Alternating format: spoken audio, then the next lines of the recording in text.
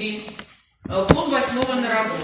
Тут стоит на работу, опаздывают, детей в садик не могут отвезти, в школу не могут, а еще плюс ко всему поджигают машины. Это нормальные люди. Это все из-за спецназа, который начал это все. Что ты трындишь там? Нет, парить спиной, да, нет.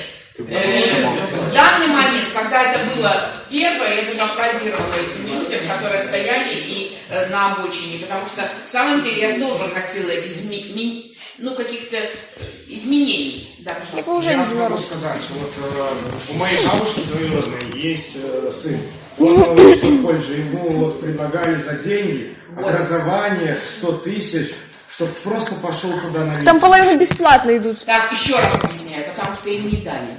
А они пошли за деньги. Ребята, им предлагают деньги, поэтому я вас предупреждаю, пожалуйста, вы их не получите.